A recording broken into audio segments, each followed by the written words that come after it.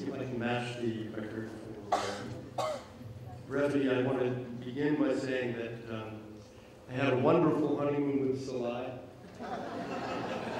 My wife is here, but I think she won't mind my saying that. I would say that as we look at this honeymoon question, what we see from some of the poll data is that the honeymoon leg of the triangle between Israel and the American people is quite strong. The problem is that the honeymoon is over with the government of the United States.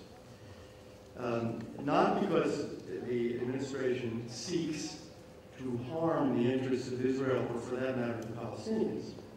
It clearly did not wish to do that.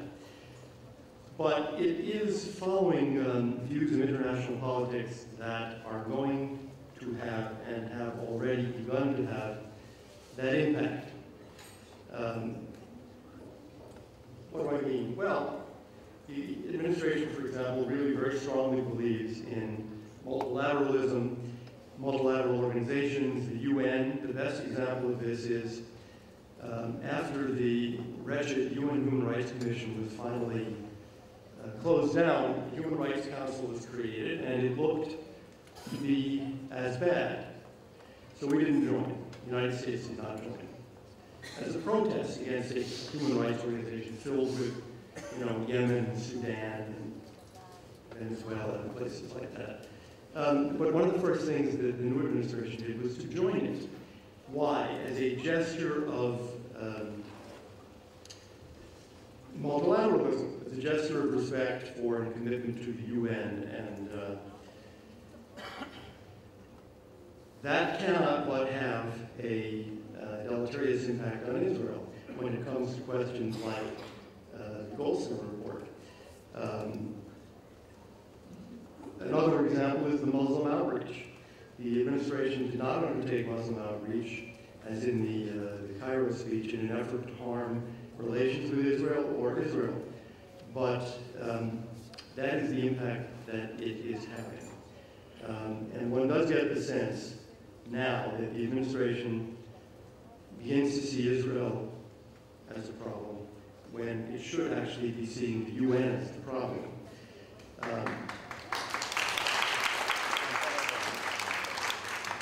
I think we can see for the U.S. Jewish community, I think polls show this, and our own experiences show it, that on the one hand, the stated support for Israel is very high, but on the other hand, the salience for many American Jews is not high. And you can see this in the way people vote. It seems that they're voting based on, Jews are voting based on domestic issues. The developments in the Jewish community are both positive and negative from this point of view. The Jewish community as a whole is decreasing in size as a percentage of the American electorate, which is going to harm that base of support for Israel. On the other hand, the elements of the community that are the most supportive of Israel are growing, and I refer obviously to the traditional community, to the Orthodox community. So it isn't, I think it is not clear how that works out over the next 10 or 20 years. If you had a community that was smaller but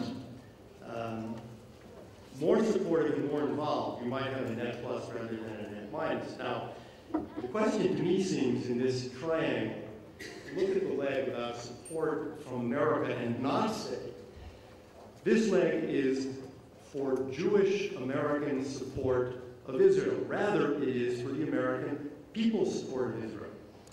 So the question isn't really only how do Jews feel, it's how do Americans feel. I was struck recently seeing a recommendation, strengthen American support for Israel, that we have outreach to, for example, the Indian American community, a growing, successful community. I think that's great, but I have news. There are more Christians than Hindus in the United States of America.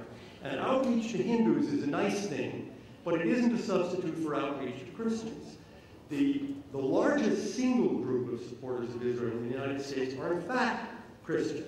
And if we can continue to develop their strong support for Israel, and continue to maintain or strengthen American Jewry support, then that leg over time is going to be a lot stronger.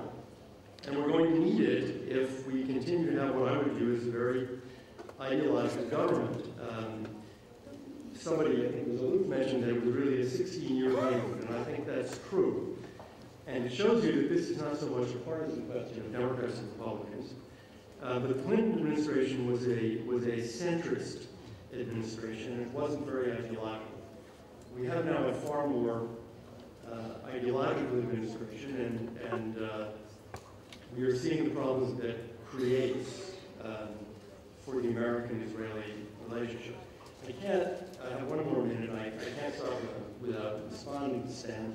I have heard a lot of people say that nothing happened in 8 years under George Bush. I'll start by telling you that one thing happened, that with the strong and unfailing support of the United States, Israel crushed the Intifada and ended that effort to destroy Israel through terrorism. That's not a bad achievement. And time after time, we happily, we enthusiastically, we unhesitatingly vetoed anti-Israel resolutions in the United Nations, and we did so with enthusiasm because on each of these occasions, we knew that that veto was a manifestation of the principles and interests of the United States of America.